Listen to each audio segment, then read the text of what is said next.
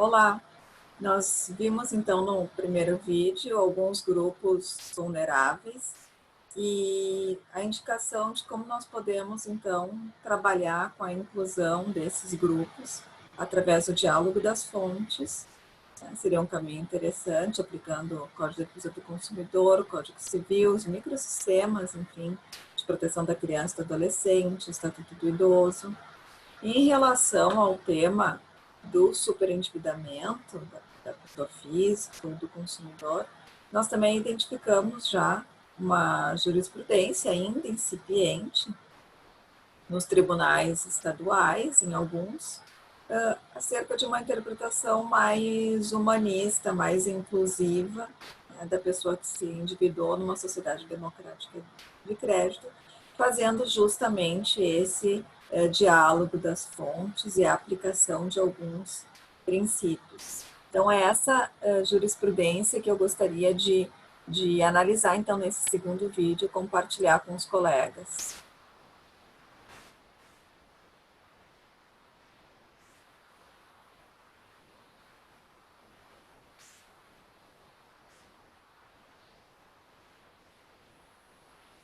Num primeiro caso que eu trouxe aqui para a gente, uma apelação civil da 23ª Câmara do nosso tribunal, que é uma Câmara que está apresentando uma visão diferenciada desse fenômeno, uma visão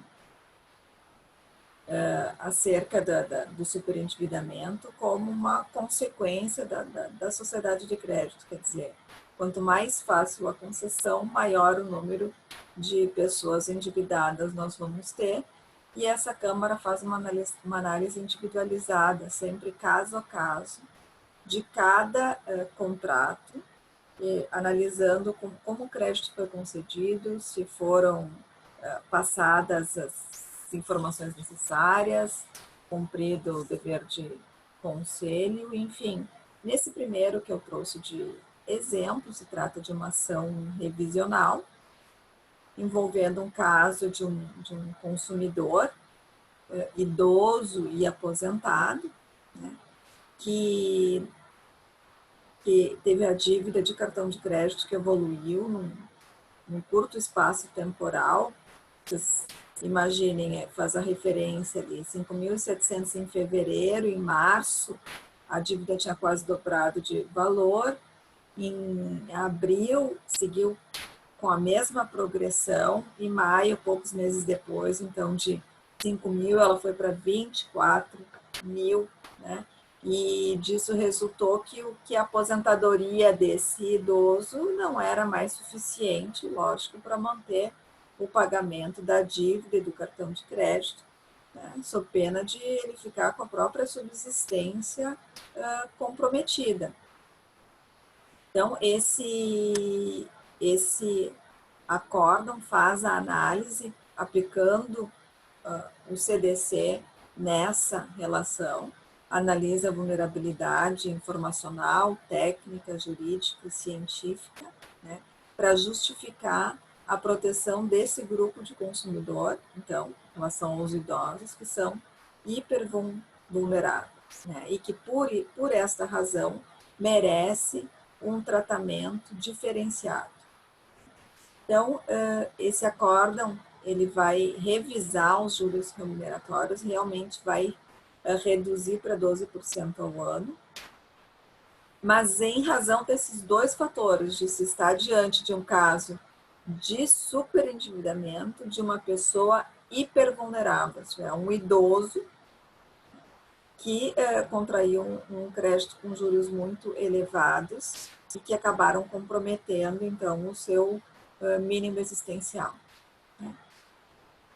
E aí, no voto, a gente percebe que são utilizados, então, o microsistema do CDC, né, para analisar se o banco cumpriu ou não o dever de informação e chega à conclusão, então, de que as informações não foram repassadas ao idoso sobre a utilização do crédito rotativo, né, sobre os riscos que ele teria em comprometendo a renda futura, a aposentadoria, especialmente, né, com num nível tão elevado de dívida, e que essa obrigação do cumprimento do dever de informar também seria um dever de cautela que o fornecedor deveria ter, no sentido de mitigar o seu próprio dano, mitigar o seu prejuízo.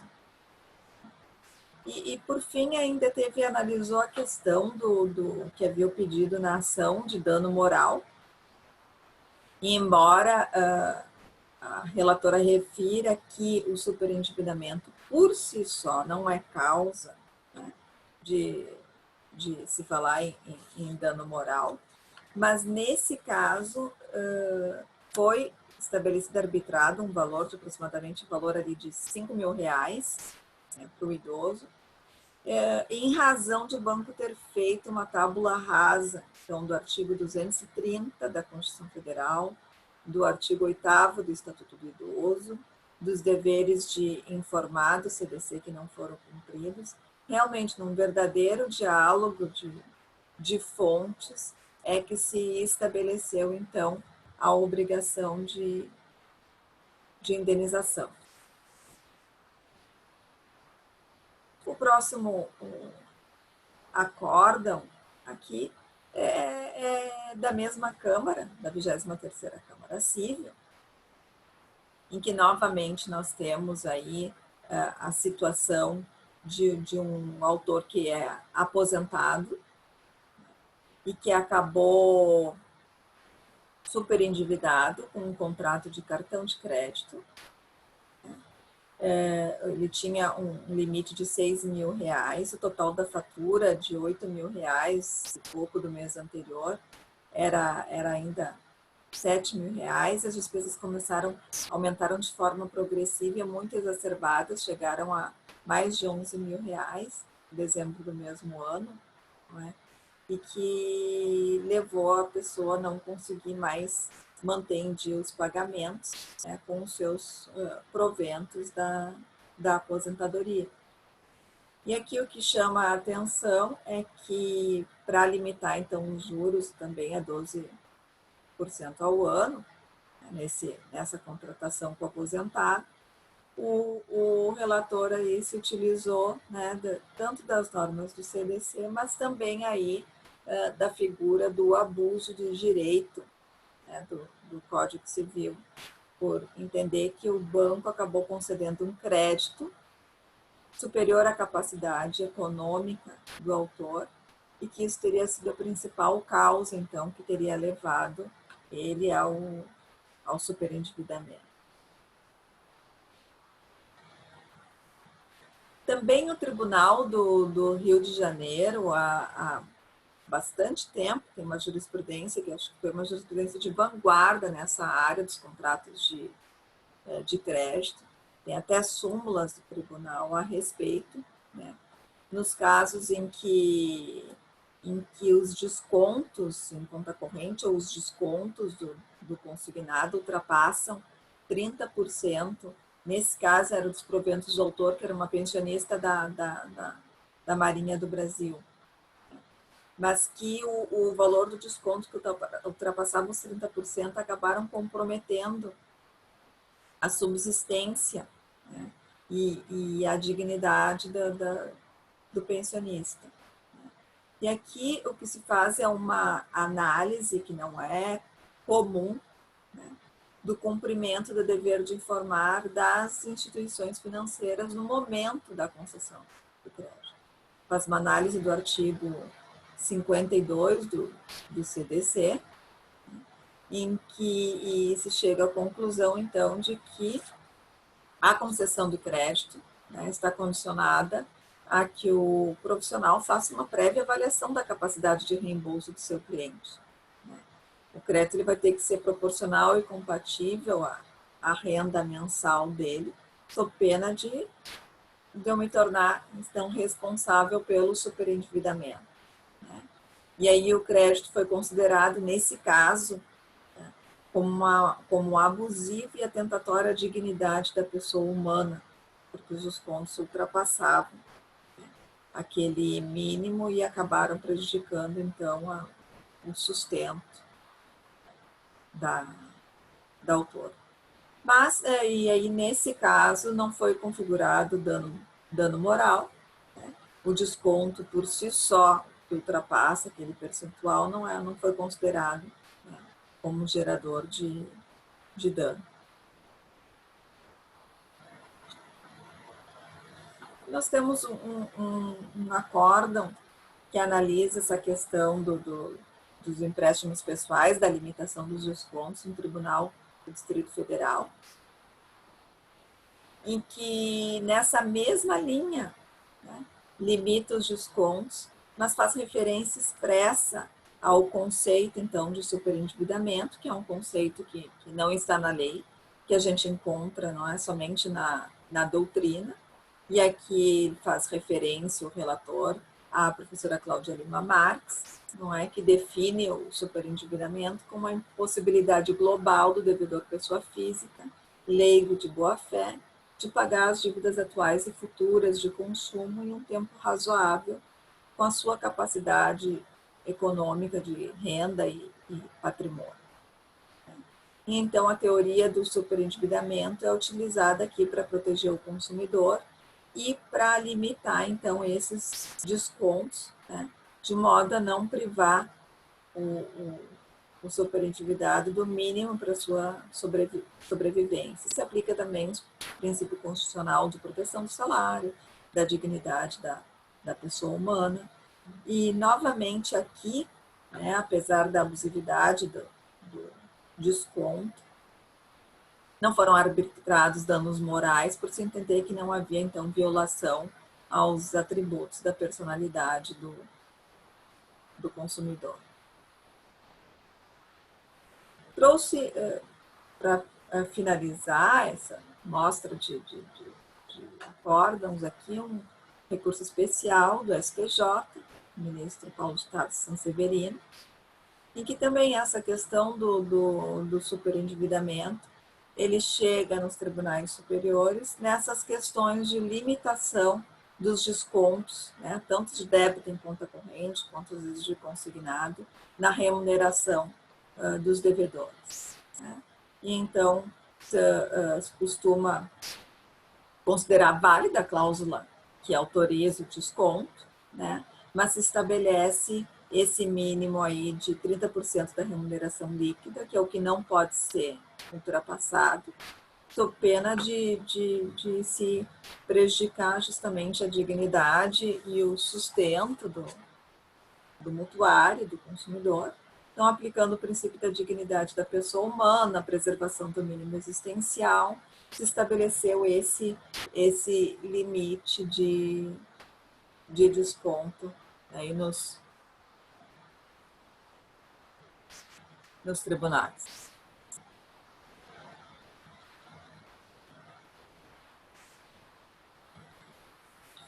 Então, como nós vimos, os casos mencionados, a discussão do superendividamento que está nos tribunais, elas acabam se dando no bojo de ações revisionais, em contratos isolados, porque nós não temos na legislação outro mecanismo, né, outra ferramenta.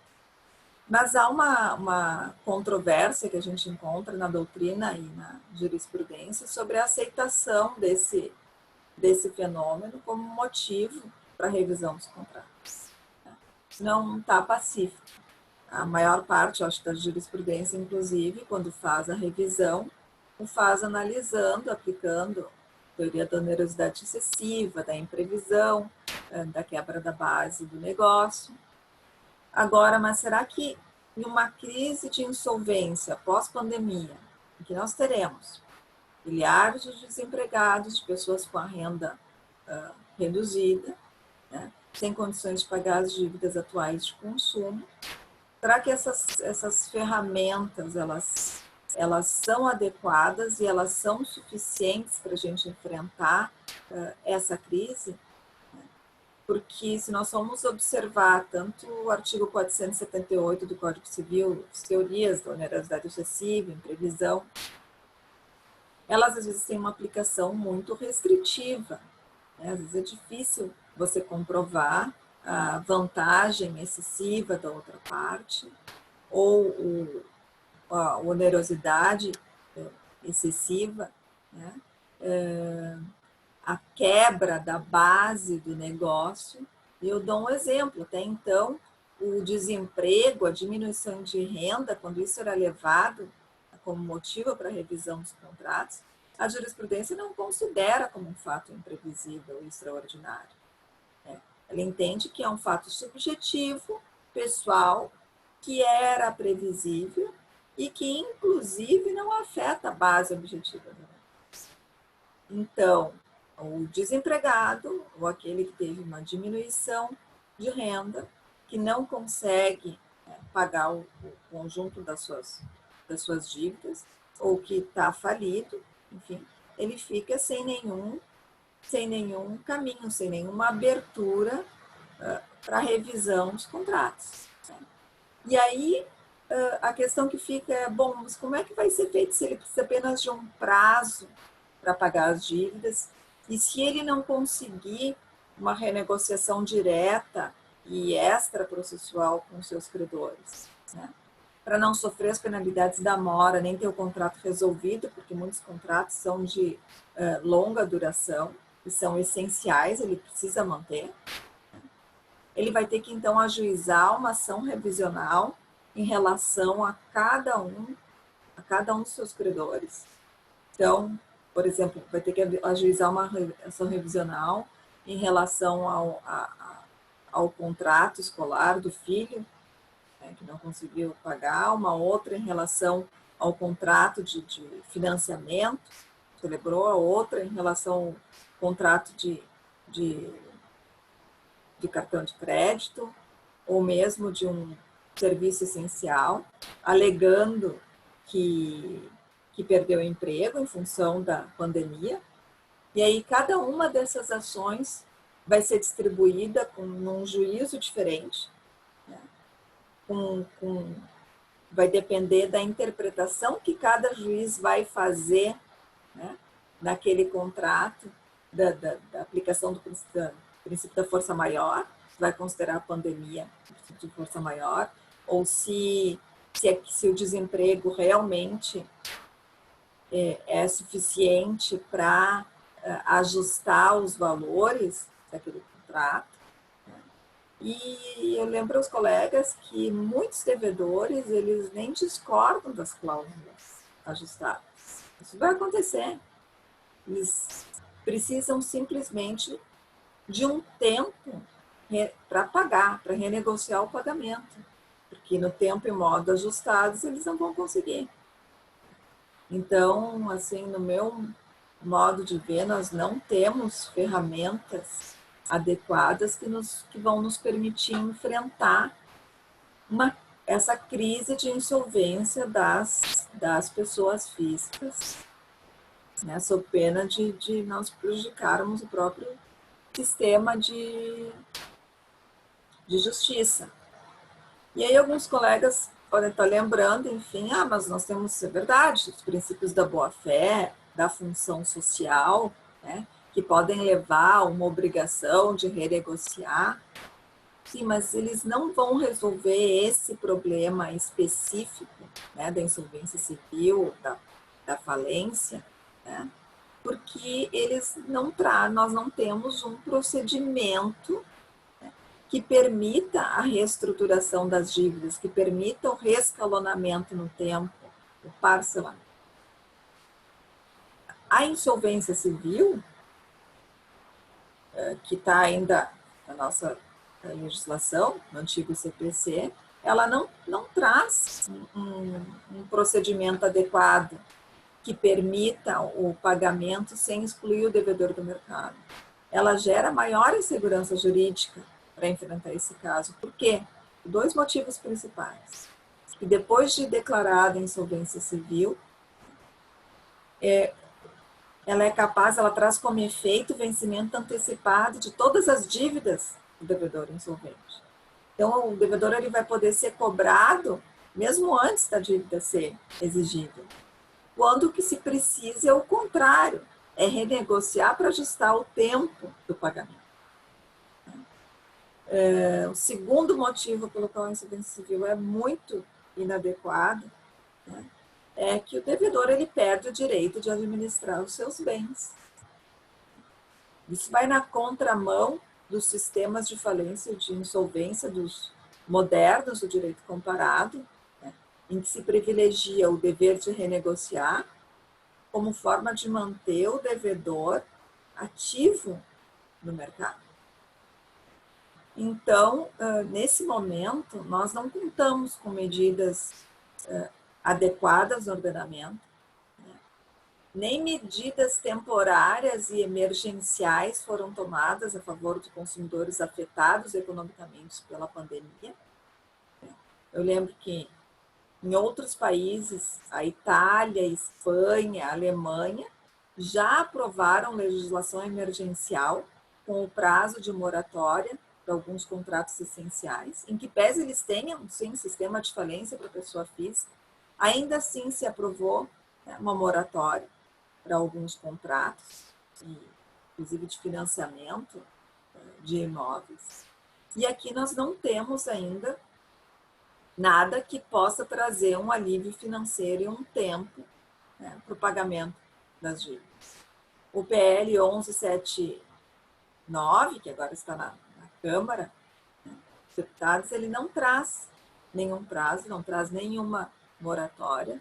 Nós temos, é verdade, o PL 1997 de 2020, que o senador Rodrigo Cunha apresentou, e este, sim, institui moratória até 30 de junho de 2020, né, das obrigações dos consumidores pessoas físicas que vencerem a partir de 1º de abril, né, relativas a contrato celebrados anteriores a 20 de março, antes da pandemia. E essa moratória abrangeria contratos essenciais, bancários, securitários, de planos de saúde e educacionais.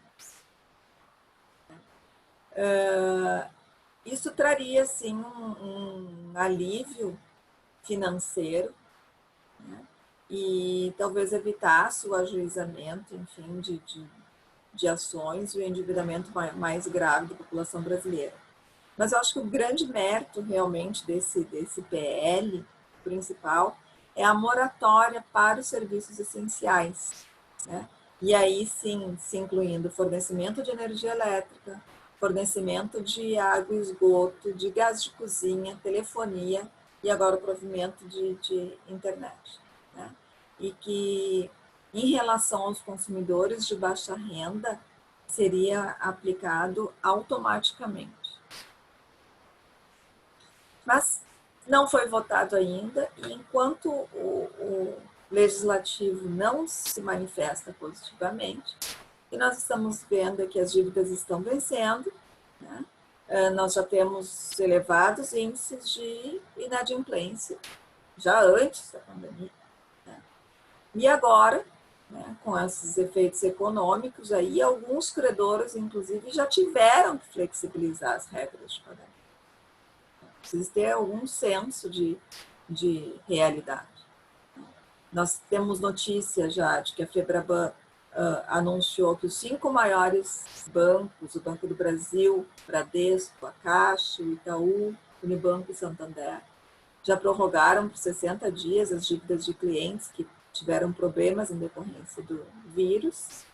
A Caixa Econômica Federal já divulgou que mais de quase 2 milhões de clientes já pediram a suspensão das parcelas de financiamento imobiliário, né? E essa foi uma possibilidade de uma das medidas do pacote de ações para minimizar o impacto da pandemia na renda das famílias. Talvez os colegas tenham já visto ou ouviram falar, inclusive nós tivemos uma liminar da 9ª Vara Civil da Justiça Federal da 1ª Região, né, que já não foi revista em 2º grau, mas, enfim, tinha sido deferida uma liminar para impor aos bancos a suspensão das parcelas dos créditos consignados que eram concedidos aos aposentados, né, pelo INSS. e suspendia por 4 meses sem cobrança de juros ou multa. O juiz entendeu que a medida era necessária, especialmente para garantir que os idosos atingidos em maior número pelas consequências fatais do coronavírus pudessem arcar com o custeio do tratamento médico necessário. Enfim, as coisas estão acontecendo, né? E a gente vê que sem um mecanismo temporário, emergencial, e sem instrumentos adequados, realmente as pessoas físicas vão ficar numa situação muito difícil, né? Até com o comprometimento do seu mínimo existencial. Já para as empresas em situação difícil, nós temos o Instituto da Recuperação Judicial, que tem se apresentado como uma alternativa para sobreviver nesse contexto aí adverso, né? Que traz benefício para todos os autores envolvidos. Ela permite a suspensão imediata de todas as ações e execuções em curso contra a empresa, que aí ela ganha um fôlego e tem um prazo de 6 meses para apresentar um plano de recuperação para o pagamento do passivo, né? Plano que permite uma moratória e o pagamento pelos anos subsequentes. Então, talvez nós tenhamos, seja o momento realmente de aprender com as lições de outros países que têm um sistema, né, de solução para a insolvência individual dos consumidores, sem a sua exclusão da vida econômica. Que a quem interessa o superendividamento de milhares de brasileiros com dificuldades de enfrentar, de sustentar a sua família, e com dificuldade de conseguir um novo emprego.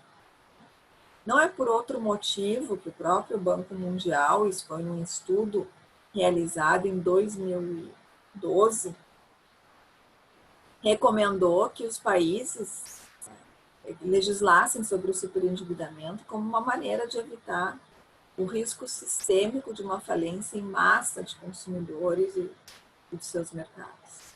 Primeiro, porque apresenta inúmeras vantagens o sistema de falência. Possibilita que os devedores eles paguem as suas dívidas, que os credores recebam, e para a própria sustentabilidade do mercado de crédito. Bom, são inúmeros países que já contam com esse sistema de tratamento do superendividamento, ou de falência, insolvência de consumidores. Os Estados Unidos, desde 1800 e pouco, né, foi dos primeiros. Canadá, na Europa, a gente pode citar a França, a Bélgica, a Espanha, Portugal, Países Baixos, que contemplam já um sistema de falência. Na ausência de procedimento específico, né, alguns tribunais já estavam trabalhando com a conciliação global, né, das dívidas das pessoas físicas através de projetos pontuais. E aí eu cito aqui os tribunais do Rio Grande do Sul, que já o fazem, e com autorização, inclusive, da consolidação normativa judicial, faz as conciliações entre o devedor e todos os credores, né? Planos conjuntos de reembolso das dívidas. O Tribunal de Justiça de Pernambuco criou o Pró-Endividados. O Tribunal de Justiça do Distrito Federal, a gente tem notícia do Sejusc Super, que trata só dessas questões. O Tribunal de Justiça do Paraná fazia no Juizado Especial Cível a negociação dessas dívidas e autorizou agora a implantação do Sejusc Bancário, onde vai dar sequência a essas conciliações coletivas. Também na Bahia, né, no Tribunal de São Paulo, enfim, vários tribunais, né, já tinham iniciativas e para tratar da conciliação desses casos de superendividamento. Então, o que eu gostaria de ver com vocês no próximo vídeo vai ser como é que essa questão ela pode ser melhor encaminhada. Como é que poderia ser um sistema de falência ou de tratamento de superendividamento no Brasil. E a boa notícia é de que nós já temos o PL 3515 na Câmara de Deputados, que traz, então, uma proposta de atualização do Código de Defesa do Consumidor, né, em matéria de crédito e superendividamento. Então, no terceiro e último vídeo, eu gostaria de analisar com vocês, então, essa proposta. Obrigada.